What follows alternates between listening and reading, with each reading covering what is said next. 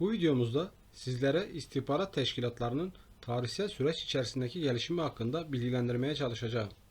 Dünya ülkeleri bilginin güç ve istenileni elde etmede ne kadar önemli bir şey olduğunu keşfettikten sonra gizliyi öğrenmenin yollarını aramaya başlamıştır. Bu nedenle gizli bilginin öğrenilmesi işi dünyanın en eski mesleklerinden biri olan istihbaratçılık veya diğer adıyla casusluk mesleğinin ortaya çıkmasını sağlamıştır. İstihbaratçılık denen gizli bilgiyi öğrenme çalışmaları önceleri plansız ve bireyseldir. Ancak kapitalizmin gelişmesi, ulus devletlerin ortaya çıkması, ticaret burjuvazisinin oluşumu, mal dolaşımının ulusal sınırları tanımamasından sonra bu istihbarat anlayışının terk edilmesine ve kurumsallaşmasına yol açmıştır. Avrupalılara göre casusluk mesleği Hz. Adem ve Hz. Havva dönemine kadar uzanmaktadır. Onlara göre İncil'de bahsedilen ünlü yılan ilk casustur. Hz. Havva ilk muhbir, Hz. Adem ise ilk kurbandır. İlk haber alma ve istihbarat örgütünün kim tarafından kurulduğu kesin olarak bilinmemekle birlikte bu mesleğin insanlık hayatında paranın yer almasından sonra ortaya çıktığı bilinmektedir. İstihbarat mesleğinin önemi insanlık tarihinin akışını değiştiren semavi dinlerin kutsal metinlerinde dahi yer almıştır. İstihbaratçılık bir meslek olmadan önce kervanlar, gezginler, büyücüler ve din adamları tarafından icra edilirdi. Mal dolaşımının hızlanması, sermaye birikiminin artması ile birlikte gelişen ticaret yolları ve nüfus artışı haber alma işini öğretmenlik, doktorluk ve tüccarlık gibi bir meslek haline getirmiştir. Özellikle baskıcı ve despotik yönetimlerde önemli bir geçim kaynağı olmuştur. İstihbarat teşkilatlarının ilk örneği olarak kilise yönetimini gösterebiliriz. Ortaçağ Avrupa'sında papalar kendilerine bağlı din adamlarını birer muhbir ve haber alma elemanı olarak kullanmıştır. İstihbaratçılığa ilişkin elimizdeki ilk yazılı kayıt milattan önce 1370 yılında yazılan Hitit tabletlerinde görülmektedir. İkinci Ramses döneminde Hititler ve Mısırlar arasında yaşanan Kadeş Savaşı sırasında tarihteki ilk istihbarat savaşlarının yaşandığına şahit oluyoruz. Milattan önce 1200 yılında yapılan Truva Savaşı'nda da bir casusluk hikayesi yer alır. Bu savaş ünlü antik tarihçi Homeros tarafından yazılan İlyada isimli eserde son derece renkli ve etkileyici bir tarzda anlatılmıştır. Yazılı tarihin ilk zamanlarından itibaren kaydedilen istihbarat olaylarına baktığımızda Çinlilerin bu konuda uzmanlıklarını görüyoruz.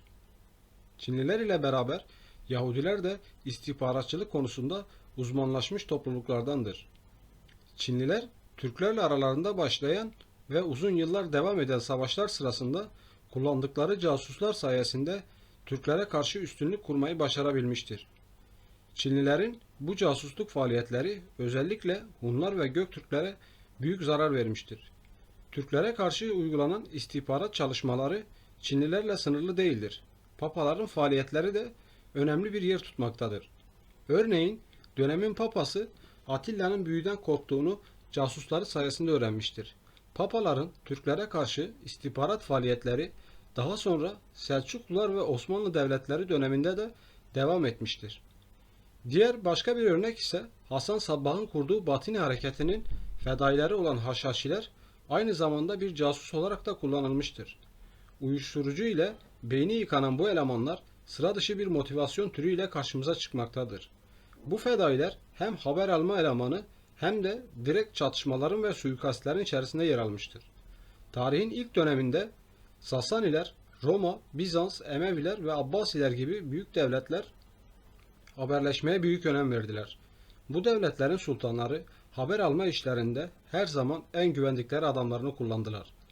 Bizans devletinde posta teşkilatının en önemli vazifesi casusluktu. Emevi devleti de beri teşkilatına çok önem vermiştir. Esasında resmi posta ve istihbarat teşkilatı Orta Çağ'ın büyük Türk ve Moğol devletlerinde mevcut olduğu gibi daha sonra da devam etmiştir.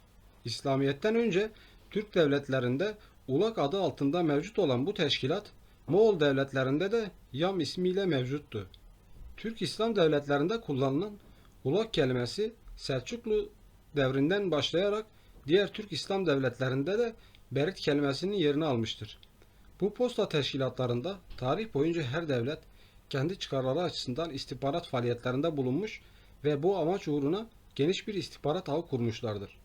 Ülkeler arası karşılıklı yürütülen istihbarat hareketlerinin ülke içerisinde mevcut düzen veya iç asayiş karşıtı faaliyetler için de devletin yine aynı istihbarat yöntemini kullanması en doğal hakkı olarak görülmüştür. Dünyada ilk organize istihbarat örgütü Çinliler tarafından Göktürklere karşı 500'lü yıllarda kurulduğu görülmektedir. Göktürklerin hızla yükselmesi ve bölgede büyük bir güç olması, Çin'in Batı ile Hindistan gerilerine el koyması üzerine imparatorluk tarafından bir haber alma örgütü kurulur. Çoğunluğunu Budist rahiplerin oluşturduğu bu istihbarat örgütünün elemanları tapınak ve çeşitli devlet kademelerinde eğitildikten sonra Göktürk ülkesine gönderilirdi. Rahip, seyyah ve hekim rolünde Göktürk ülkesine yayılan ajanlar kısa zamanda bulundukları bölgenin güvenini kazanır ve bulundukları illerde valilerin, komutanların saraylarına kadar girebilen ajanlar aynı şekilde ülkenin en önemli ve en büyük sarayına, Kaan'ın sarayına kadar ulaşarak yüksek mevkiler elde etmeyi başarmışlardır. Bütün bunların sonucunda Göktürk Hakanı ile Boy beylerinin arasını açarak Göktürk devletini bir iç savaşa sürüklemişlerdir. Bu istihbarat örgütü devleti ikiye böldükten sonra halkın inançlarını değiştirme konusunda da faaliyetlerde bulunmuşlardır. Bu yüzdendir ki bilineni bilen devletler ve bilgiye kısa sürede ulaşabilen devletler tarih boyunca her zaman güçlü olmuşlardır. Bu durum günümüzde de değişmemiştir.